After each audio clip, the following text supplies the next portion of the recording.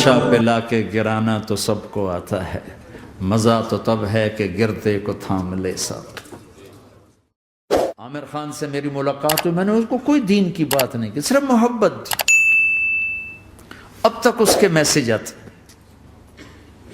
کہ میں زندگی میں کسی سے متاثر نہیں ہوا، تم پہلے آدمی ہو جس سے میں متاثر ہوں، میں نے کوئی جادو کیا، صرف محبت۔ لوگوں کو محبت دو، قریب ہوں۔ میں جب گیا بڑی مشکل سے اللہ نے، ملاقات کا کوئی راستہ ہی نہیں تھا، وہ مجھے نہیں جانتا تھا، میں اسے نہیں جانتا تھا، تو کوئی موقع نہیں مل رہا تھا ملاقات کا، تو اللہ نے شاہد آفریدی کو بھیج دیا۔ شاہد آفریدی اس کی دوستی تھی، ہمارا جو کرکٹر ہے، میں نے اس سے فون پر کہا یار میری ملاقات تو کرا، اس نے ملاقات کروائی، تو اس نے مجھے کہا آدھا گھنٹہ ہے، آدھا گھنٹہ۔ جب میں پہنچا میکسیمم پونا گھنٹہ، میں کہا ٹھیک۔ میں گیا تو وہ سہما ہوا چہرہ کہ بھئی مولانا آ گیا، پتہ نہیں کیا کہیں گے، بھئی یہ تو کیا کر رہا ہے، تو حرام کر رہا ہے، ناچ رہا ہے، گا رہا ہے، توبہ کر، ابھی تیرے لیے دوزخ کا فیصلہ ہو جائے، پتہ نہیں کیا ہو، وہ ڈرا ہوا سہما ہوا تھا۔ تو میرا ایک دور کالج لائف تھا، میرے اللہ نے مجھے ہدایت دی، اور میں 3 دن کے لیے میں اس دوست کو، اس کی نسلوں کو دعائیں دیتا ہوں جو مجھے زبردستی پکڑ کے لے گیا۔ نہ میرا تبلیغ سے کوئی تعلق، نہ واسطہ، نہ میں کوئی ان سے متاثر۔ ایک لڑکا تھا، بنگالی تھا، گشت کرتا تھا، لیکن میں اس سے ذرا متاثر نہیں ہوا۔ میرا دوست متاثر ہو گیا تھا، تو میں تو ان کے قریب سے نہیں گزرتا تھا۔ تو وہ اور میں اسکول میں اکٹھے آ رہے تھے، کالج میں اکٹھے آ رہے تھے، تو وہ متاثر ہوا، وہ 3 دن کے لیے جا رہا تھا، تو مجھے بتائے بغیر میرا ہاتھ پکڑ کے لے گیا، مجھے کام ہے چلو میرے ساتھ، اور میں اس کو انکار نہیں کر سکتا تھا، یہ میرا اس کا تعلق تھا۔ اب بھی اسی طرح بھائیوں جیسا تعلق، میں اس کا احسان ماں، مجھے زبردستی لے گیا۔ ہمارے پنجابی کی مثال ہے، کبے نو لت لگی وہ سیدھا ہو گیا۔ وہ جو ہوتا ہے ہنچ بیک ہوتا ہے نا، اس کو کسی نے لات ماری تو وہ سیدھا ہو گیا، مہربانی بھائی تیری لات سے میں سیدھا ہو گیا، تو مجھے تو وہ کبے والی لت پہ گئی۔ تو اللہ نے مجھے اس طرف لگا دیا۔ اور جب میری کالج لائف، میں نے کالج کا بہترین سنگر تھا، اسکول کا بہترین، یہ جنید جمشید کیا ہے جو اس زمانے میں یہ سارا کو اٹھایا میں نے سارا کیا ہے۔ تو اب وہ بیچارہ ایسے بیٹھا ہوا، تو میں نے اس سے بیٹھتے ہی فلموں کی باتیں شروع کر دی، اور تھوڑی دیر بعد کہ میں نے محسوس کیا کہ فرام 60 to 72 جو فلم انڈسٹری کو جتنا میں جانتا تھا اتنا وہ نہیں جانتا تھا، تو اس کے اوپر میرے علم کا روپ پڑ گیا، اس کی لائن کا علم تھا نا، تو حیران پریشان، یہ واز تو ہو نہیں رہا، تو کبھی دلیپ کمار کی باتیں شروع ہو گئیں، کبھی راج کپور کی شروع ہو گئیں، اور کبھی محبوب صاحب شروع ہو گئے، کبھی مدن موہن شروع ہو گئے۔ وہ آدھا گھنٹہ تو یوں ہی گزر گیا۔ تو آدھے گھنٹے کے بعد میں نے کہا جی ہمارا تو ٹائم اوور کا نہیں، اٹھیں چلے ادھر چل کے بیٹھتے ہیں۔ وہ کھانے کی ٹیبل پر تھے تو ہم وہاں جا کے بیٹھ گئے، پھر وہیں باتیں شروع ہو گئیں۔ جب اس کا سارا خوف دور ہو گیا اور ریلیکس ہو گیا، اس میں پونے گھنٹے سے 50 منٹ گزر گئے تھے، تو پھر میں نے کہا عامر بھائی آپ حج پہ آئے ہیں، اگر آپ اجازت دیں تو آپ کو اپنے نبی کا حج سنو۔ کہنے لگے ہاں جی ضرور سنائی۔ پھر میں 1.25 گھنٹہ بولتا رہا، اور وہ ایسے کر کے یہاں سے وہ یوں نہیں ہوا، 1.25 گھنٹہ ایسے بیٹھ کے یوں سنتا، ہلا نہیں اپنی جگہ سے۔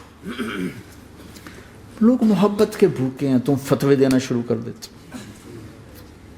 2 گھنٹے کی ملاقات کے بعد جب ہم نکلے تو نیچے تک چھوڑنے آیا عامر خان۔ حج کے بعد میں نے کہا ایک ملاقات اور ہو جائے گا، ضرور ہوگی۔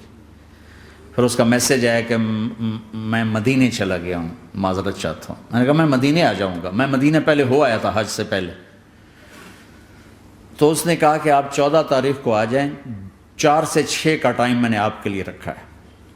تو میں جنید اور ایک اور ساتھی ہم دوبارہ وہاں چلے گئے 4 بجے، 4:15 ہم اس کے ساتھ ہماری سٹنگ شروع ہوئی، 4:15 سے 10:15 تک 6 گھنٹے مسلسل، اور اس کے ماتھے پہ ذرا نشان نہیں آیا کہ میں بور ہو رہا ہوں۔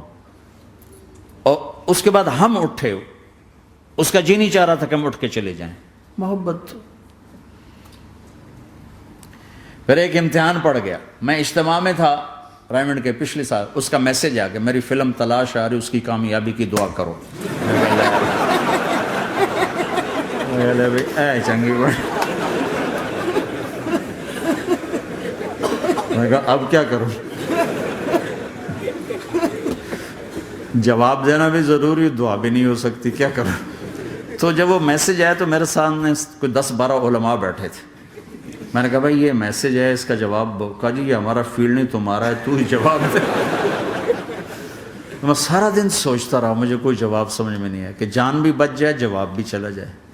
پھر اگلا دن بھی گزر گیا، مجھے کچھ سمجھ میں نہیں آیا. میں عصر کا وضو کر رہا تھا، ایک دم اللہ نے ایک مضمون دل میں ڈالا. تو میں نے فوراً بیٹھ کے اس کو میسج کیا کہ عامر بھائی، جو کریٹیو ہوتا ہے نا ذہن، یہ اللہ کسی کسی کو دیتا ہے. تخلیقی ذہن یہ اللہ تعالیٰ کسی کسی کو دیتا ہے، ہر ایک کو نہیں دیتا.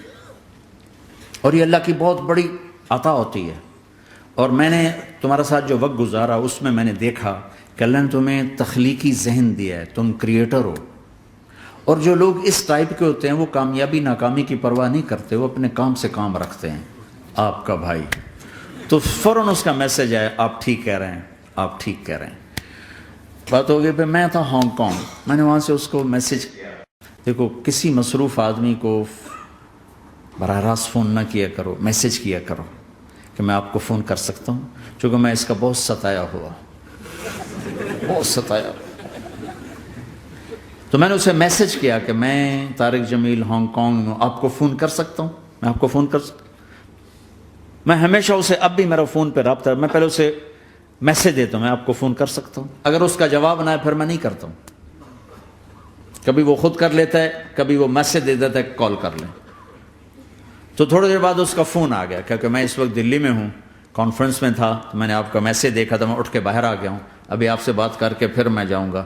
تو اسے باتیں کرتے کرتے کہنے لگا آپ کی دعا سے میری فلم کامیاب ہو گئی. میں کہا یا اللہ میں کوئی نہیں کی تھی تینوں. بھائیو محبتیں بانٹو، نفرتیں تو پہلے ہی بہت پھیل چکی. نشہ پلا کے گرانا تو سب کو آتا ہے، مزہ تو تب ہے کہ گرتے کو تھام لے سب.